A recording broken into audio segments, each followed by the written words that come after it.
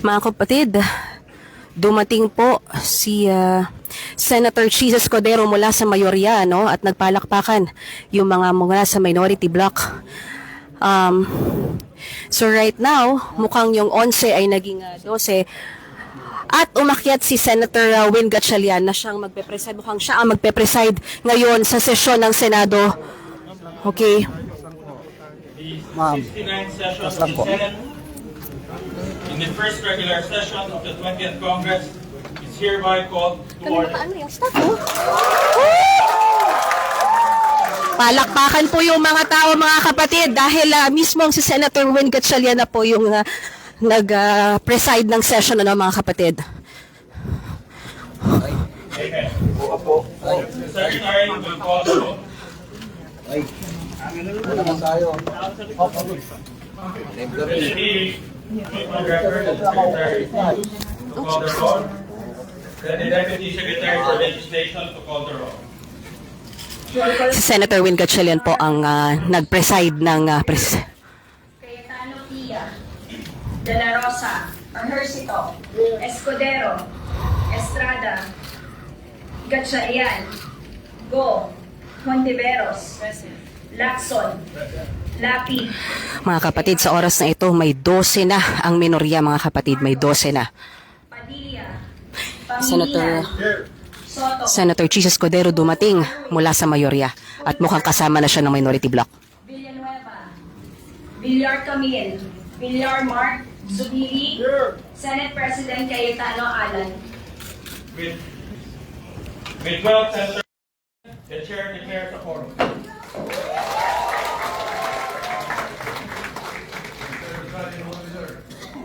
The presiding officer, I move to declare all elected positions in the Senate vacant.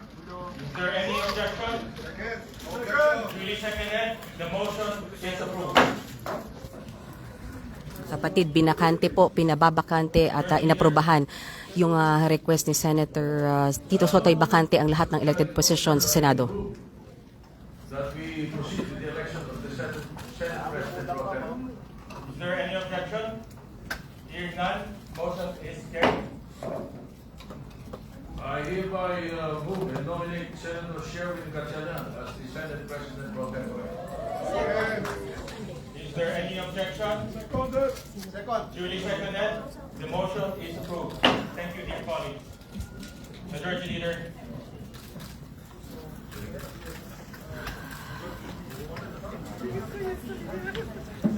Mr. Presiding Officer, I move that we elect Senator Juan Miguel Zubiri as Chairman of the Committee on Rules.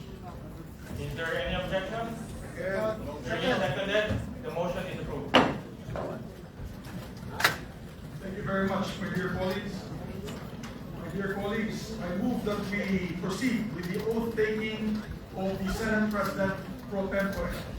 I so move. And we will ask Senator Soto, the most senior member of this chamber, to proceed with the who are the new Senate President. Thank you. Okay, so we see right now, mga kapatid, ay ang oath-taking ni Senator Win Gatchalian bilang Senate President pro tempore at si mismong si Senator Tito Soto ang nag-lead ng oath para sa kanya, mga kapatid.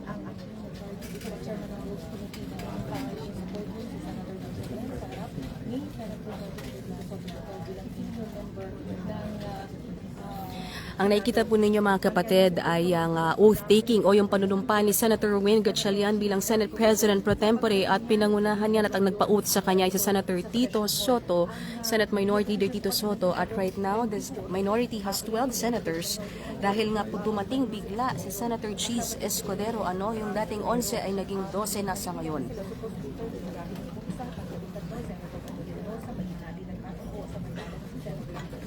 Present right now are Senators Tito Soto, Senator Win Gatchalian, Senator Sping Lacson, Risa Hontiveros, Mig Zubiri, Kiko Pangilinan, Bam Aquino, Chis Escudero, Jave Ejercito, Rafi Tulfo, Erwin Tulfo at Lito Lapid. Kita po natin, nagyakapan po sila. Congratulations, Senate President pro tempore. Majority Leader.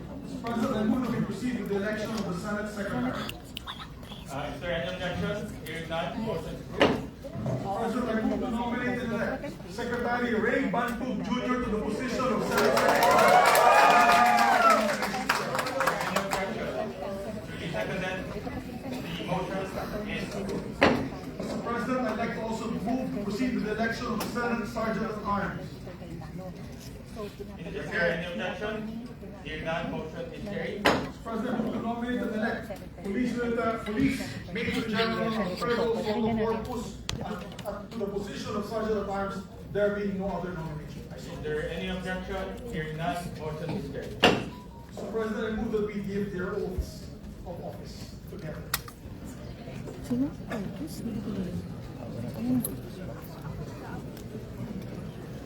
Ang panunumpain dito, si Attorney Renato Bantug bilang Senate Secretary, yung isa, Corpus yung narinig, Police Major Corpus bilang Sergeant at Arms, So ang pinapalitan niya ay si suspended naging suspended acting OIC Aplaska. Ang naging acting kasi ngayon na director, hindi na siya nakapag-ibagi ng Sergeant at Arms Director Manuel Marlade na inassign na OIC habang suspended itong si Aplaska. So pinalitan na si Aplaska, pinagpilit ng Police General, Major General Corpus. Kasama si Corpus, ni Atty. Bantug, Okay. Ang nakikita po ninyo ngayon mga kapatid ay ang live na nangyayari sa loob ng sesyon ng Senado kung saan dumating bigla si Senator Cheese Escudero at dahil dyan naging 12 na po ang miyembro ng minorya. Inelect bilang Senate President pro tempore si Senator Win Gatchalian, agad ding pinalitan ang Senate Sergeant at Arms at Senate Secretary. Mr. President, I move to elect the following senators as chairpersons of the following committees. Senator J.B. Ejercito, Chairman of the Committee of Finance. Senator Tito Soto, Chairman of the Committee on National Defense. Chairman Panfilo Ping Lacson, Chairman of the Committee on Public Order. Ang nangyayari po ngayon ay pinapalitan ang chairman ng lahat ng komite ng Senado. Committee on Accountability of Public Officers and Investigations and Social Welfare and Rural Development. Chairman Senator Rafi Tulfo to the Committee on Public Services.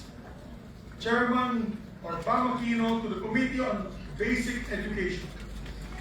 Senator Kiko Pangilinan, Chairman of the Committee on Agriculture. Senator Risa Ontiveros, Chairman of the Committee on Health.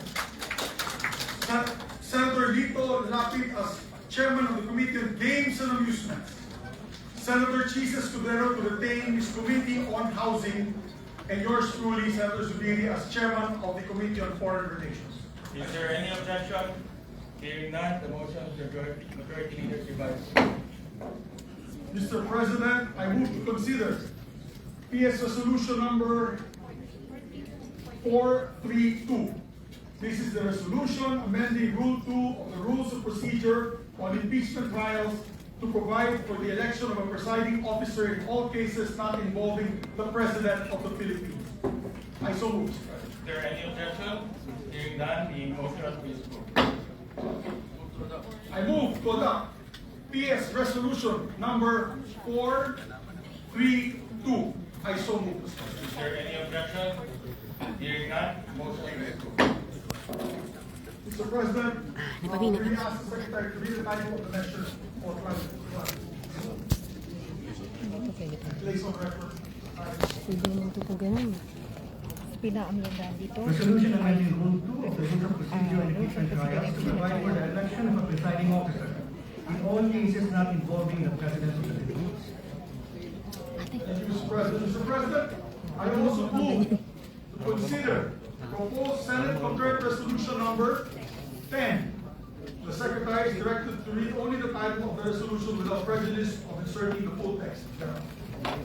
Concurrent resolution providing for the adjournment sine of the first regular session of the 20th Congress of the Philippines not later than 12 o'clock p.m. June 3, 2026.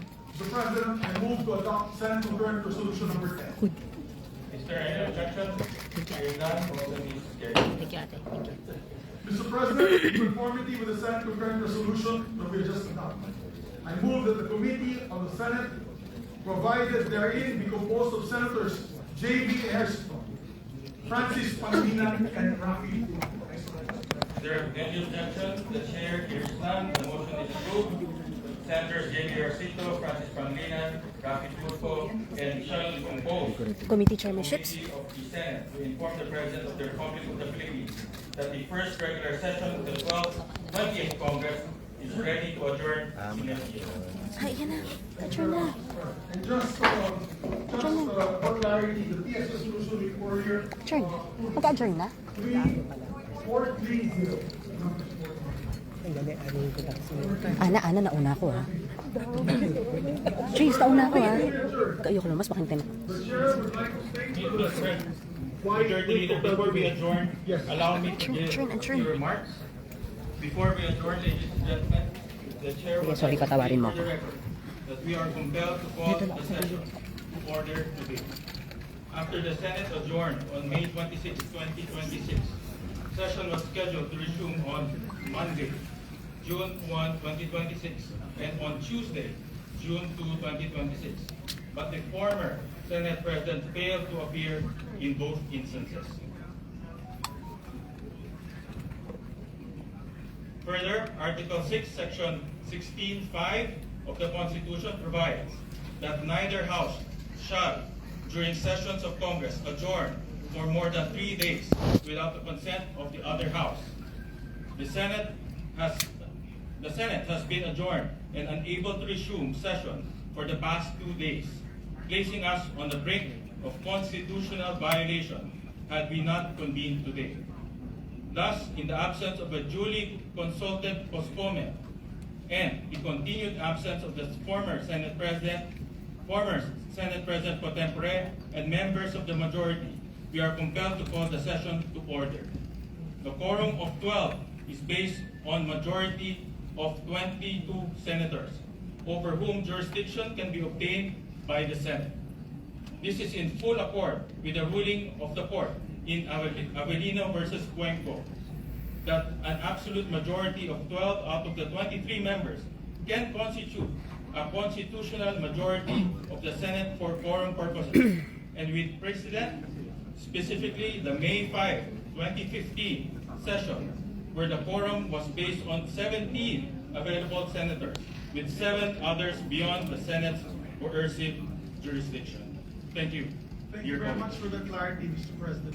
Mr. President, let the record reflect that the chair, a Senate President pro tempore, shall serve as acting president pursuant to Rule 5. Yes. Presiding Yes, ma'am. officer Yes, ma'am. of the Senate pursuant to Rule 5, Section 4C and 5 of the rules of the Senate. Presiding officer. Sorry? Pursuant to our rules, the wording is actually acting president. Acting. Just for the record, Mr. President. Is there any objection? Ate Nims, acting Senate President? Acting SP. Mr. President, I move SPVP. the President of the Republic of the Philippines and the House of Representatives be informed of the election of Senate President pro tempore and acting Senate President Sherwin Acting Senate Gatchalian. I so President. move. Is there any objection? If not, the motion of the majority leader is hereby. Mr. President, I move that the first regular session of the 20th Congress of the Philippines on the part of the Senate be adjourned, CDG. Is there any objection? The chair hears none. The motion is approved. The first regular session of the 20th Congress of the Philippines on the part of the Senate is adjourned sine die. Acting Senate President si Senator Win Gatchalian, gaya ng inyong narinig, siya ang inihalal ng kanya mga kasamahan sa Senado. 12 na ang nasa grupo ni Senator Tito Soto nang dumating si Senator Chis Escudero. Si Senator Win Gatchalian ang acting Senate President o Senate President pro tempore. Okay. Tingnan ko yung walang session. Wala na session. Wala na session. Mamaya na po. Tingnan mo lang.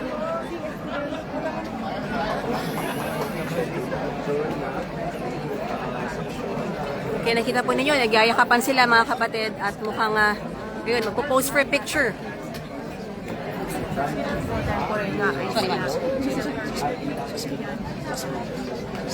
Sorry, singit ako sir. Thank you. Okay. So what you can see right now, mga kapatid, ay sa pangunguna ni Senator Win Gatchalian na acting Senate President ay nakatayo sa harapan nitong plenaryo ang 12 miyembro ng minorya. At dahil yan sa pagdating ni Senator Chis Escudero kanina lamang pasado alas 3 ng hapon at nagsagawa sila ng sesyon kahit wala si Senate President Alan Peter Cayetano, pinalitan yung mga chairman ng komite, pinalitan ang Senate Sergeant at Arms at maging ang Senate Secretary.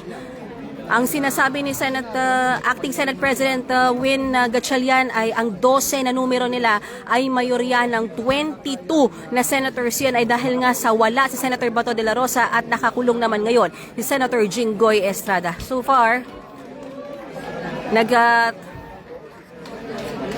nagpapalakpakan yung mga tao dito.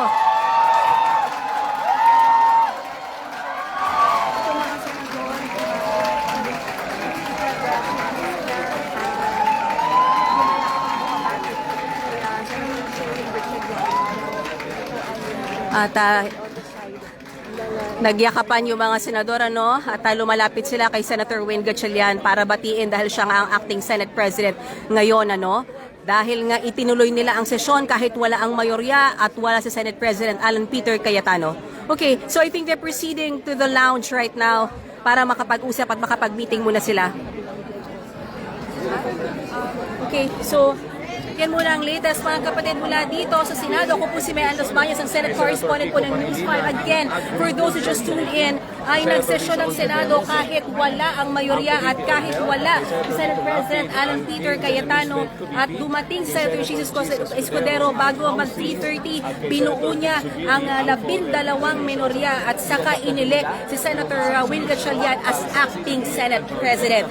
Mga kapatid, yan ang latest mula dito sa Senado. Magbabalik po ako for update. Ako po si Mayan Los Baños, ang Senate correspondent po ng News 5. Salamat po.